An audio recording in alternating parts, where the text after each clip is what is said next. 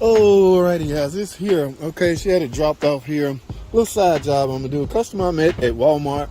Remember when I told you about these customers, guys? You got to get to know them personally, from a personal level, before you have them meeting you up at your house and all that. Now, I was gonna make her go to Brothers Motors, but Brothers Motors is a lot kind of full. So let me see if I can duplicate this. She's saying long crank time. Let's see something, guys. Put your key in here. Oh, see, it's not long crank time, it's long start time. Let me do that again. All right, that's the run position. Now let's go to crank. Pay attention to what I'm doing, guys. This is crank. See that? That was at least 4 or 5 seconds. Matter of fact, let me count.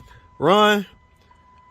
1, 2, 3, 4, 5, 6, 7, 8, 9, 10, 11, 12, the fuck? Oh, 13. What? Guys, I'm up to 16 seconds and the damn thing still haven't started yet. That could be a skill module problem. The ignition letting go, guys. Yeah, look at that. That's crazy. I gotta scan this thing, guys. So y'all stay tuned, man. It's a shorts video. Alrighty, guys. Y'all saw that shorts video, guys. Now, this is quickly, diagnosis has quickly changed, guys. This is no longer, well, it's hard to say. Let me try to word this exactly right. This is a no long crank. No. I mean, this is what it is. This is a delayed start, okay? On the phone, she was telling me long crank time. Like, so fuel pump, right? One would think a fuel pump. No, that's not fuel pump symptom. That's why it's extremely important, guys, that you get the correct information out of people. This is what we call a delayed crank. Major delay. Now, guys, this is a 08. A couple of things in the 08 model, guys. There was a recall on the skim module and a key for this year. I'm gonna have to run this VIN when I get to a computer and find out if that recall apply to this vehicle. And another thing, I forgot how many miles on it, but I'm gonna upsell this lady. How many miles on this damn thing? Oh! 185,000 miles on him. Okay, so I'm gonna upsell her a timing belt as well. Timing belt and water pump. If it never been done. I'm seeing a new belt. Somebody put a belt on it, but yeah. So this is now my personal customer. So her best interest is at heart. I mean, I have her interest at heart as far as her car. She said she want to keep it. That's all I need to know. I need to find out, based off this dipstick, this could be either a NAG 1 transmission or a 42 RE. At either rate, they go with ATF plus 4. That's not an expensive service to do on either transmission. Had it been an 8-speed ZF transmission, yeah, it would be expensive. So I'm going to cover that. I'm going to find out if she ever had this replaced. If not, in fact, right now, it is extremely risky running this car. At 185,000 miles, if that timing belt has never been replaced, now, guys, these belts go a long time, but I don't want this damn thing to break on me. In my possession. She had it here. I'm going to do all this work right here. Timing belt, I don't need a lift or anything like that. Yeah, this is 3.5. It's fairly easy. Another thing she want me to look at, so I'm gonna address that. Oh, her trunk. She say her trunk won't latch. She got it rigged up. Oh, and I see the rigness. All right, okay, she got this cord running to the oh, okay, yeah, y'all see what's going on now? To the release latch.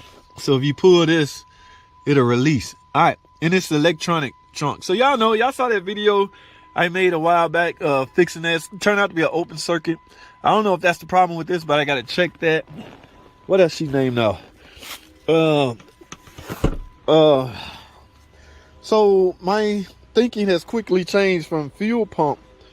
Oh my goodness, the guys. Oh, if you're a mechanic, DIY guy, or mobile mechanic, please do yourself a favor and get an accurate complaint out of customers, man. This turned out to be a long, y'all, did y'all see that shorts?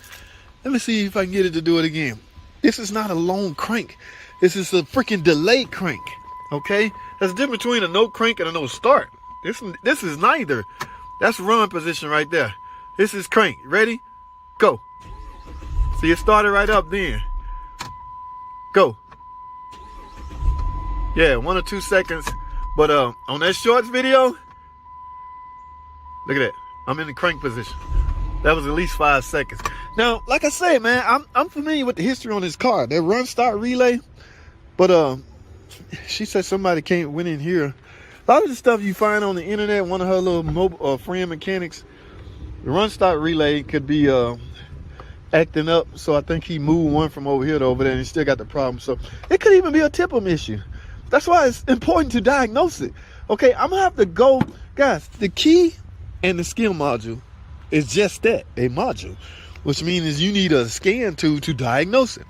Her little mobile mechanic friend unable to do that because he don't have the proper, he just got a code reader that will tell you like there's no codes.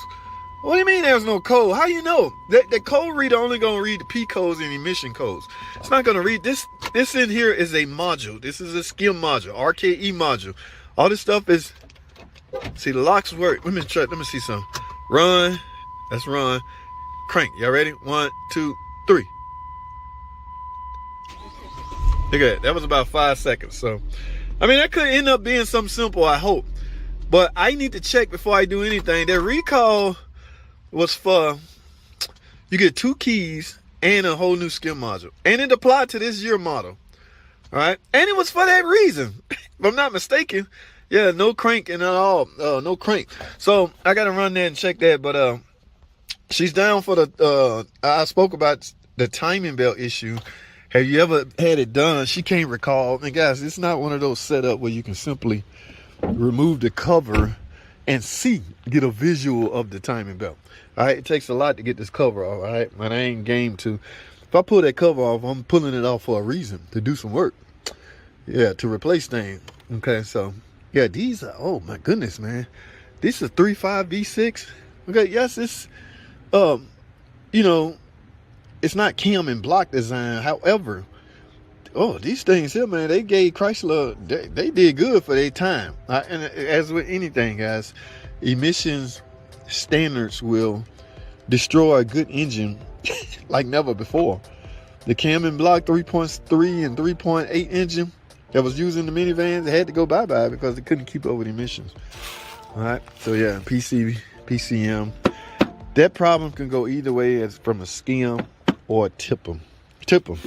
Totally integrated power module, has a gazillion responsibility. All right, only 1 2, 3, 4, 5. Only a few external typical ISO relays. Everything else is bolted to the motherboard of the TIPM. All right, I'm not gonna dog the design out because I'm part of the.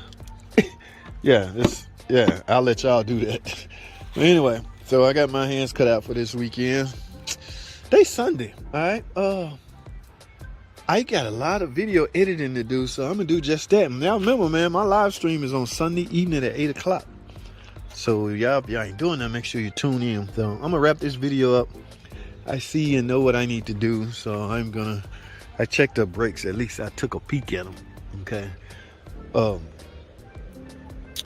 And they was fine. She said she just had brakes. So I guess the mechanic that worked on her car was selective about what he do. And I don't blame him. If you don't feel comfortable doing something, don't do it. All right. So guys, let me wrap this up. That's all I have, man. We got some work to do, man. Ooh, I smell money. I smell dollar sign. And this is this lady itching. She said she want to keep the car. She trusts me. Whatever I tell her it need.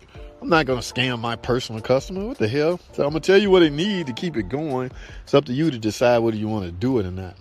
Now, I can tell you right now, my rates or my charges are extremely competitive with anybody's out there. All right. Yeah. So, all right. But keep in mind, guys, there's no major overhead when I'm working here at the house. Okay. At a shop, one of the shops I work at, they charge $200 per hour. Okay, at Brothers Motors, I think he's up to $120 an hour. If I'm here on the side of the road, I can go as low as $100 an hour. That is extremely competitive. And that's only rates that I give to my personal customers. I have some customers that will compare my rates to shops, and my phone will be ringing back in the next 5 minutes. Okay, I do it. That's because I can afford to. You know what I'm saying? I don't have no major overhead, and I can pass that savings along to my customers and make it work for them. And I'm going to be making extremely, I'm going to be getting my share of the pay, but, I'm trying to make it happy for everybody so we all can get this across the finish line so you can keep your car on the road in a safety manner. All right, I gotta go, guys. That's all I have. Thanks for watching.